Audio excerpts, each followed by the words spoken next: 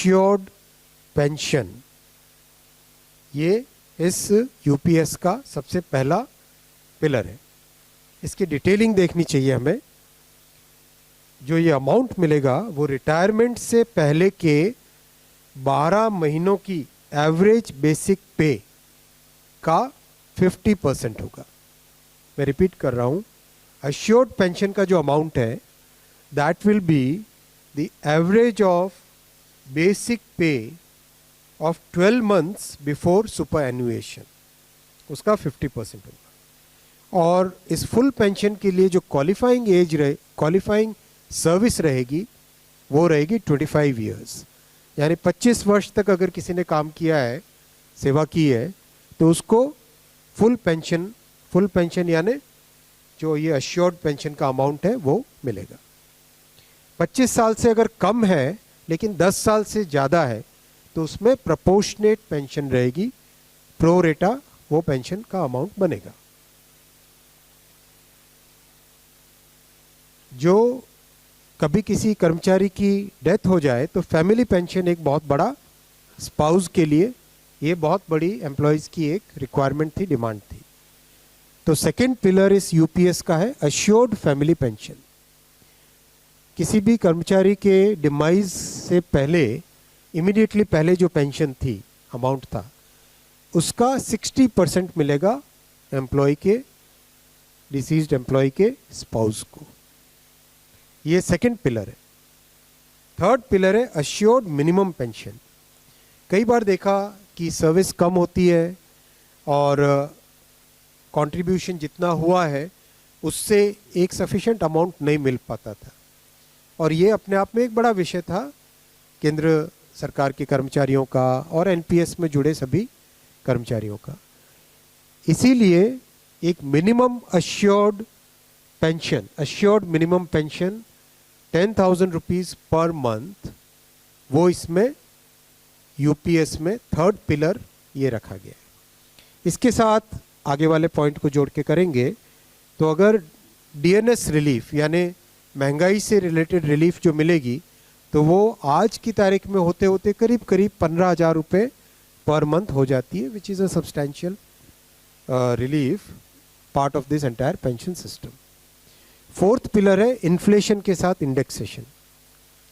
जैसे केंद्र सरकार के एम्प्लॉयज़ के लिए सैलरी में डीएनएस अलाउंस होता है, उसी पैटर्न पे जो इंडेक्स है, सेम इंडेक्स को यूज़ करके all India consumer price index for industrial workers, इसको यूज़ करके assured pension, assured family pension और अश्योर्ड मिनिमम पेंशन, इन तीनों के तीनों जो आपने पिछले पेज पे तीनों पिलर्स देखे, assured pension, assured family pension और अश्योर्ड मिनिमम पेंशन, इन तीनों के ऊपर इन्फ्लेशन इंडेक्सेशन डीएनएस रिलीफ के बेसिस पे मिलेगा। डीआर, डीए की जगह डीआर, डीएनएस रिलीफ।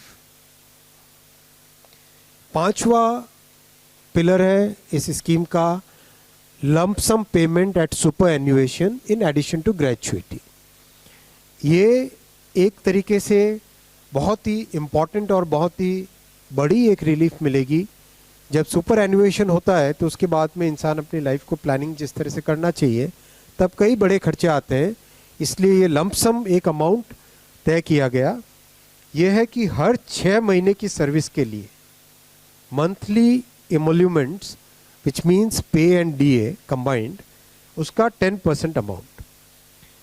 तो ये एक अपने आप में सब्सटैंशियल एक अमाउंट रह जाएगा। जैसे मान लीजिए किसी का 30 इयर्स की सेवा है तो उसमें करीब करीब 6 महीने की सैलरी, सोमनाथन साहब दैट्स करेक्ट ना, करीब करीब 6, तो उसको 6 महीने की एमोल्यूमेंट्स जो उसकी रहेगी पे प्लस डीए मिला के, वो एक लमसम अमाउंट की तरह मिलेगा। ये 5 पिलर्स को लेके आज यूनिफाइड पेंशन स्कीम अप्रूव हुई है। ये स्कीम केंद्र सरकार के करीब 23 लाख कर्मचारी, करीब 23 लाख एम्प्लॉयज़ हैं, उनको इसका बेनिफिट मिलेगा। ऑप्शन रहेगा, कोई अगर एनपीएस में रहना चाहे तो एनपीएस में रह सकता है, यूपीएस में ऑप्ट करना चाहे which is naturally a very attractive scheme, तो उसमें ऑप्ट कर सकता है। प्लस राज्य सरकारें अगर इसी फ्रेमवर्क को, इसी आर्किटेक्चर को यूज़ करना चाहे तो राज्य सरकारें भी इस आर्किटेक्चर को यूज़ कर सकती है। अगर राज्य सरकार के कर्मचारी भी इसमें शामिल होते हैं तो करीब 90 लाख के आसपास टोटल कर्मचारी इसका बेनिफिट मिलेगा। सबसे इम्पॉर्टेंट जो आज के इस फैसले का बहुत ही महत्वपूर्ण पार्ट है वो है कि कर्मचारियों पर इस स्कीम का भार नहीं पड़ेगा।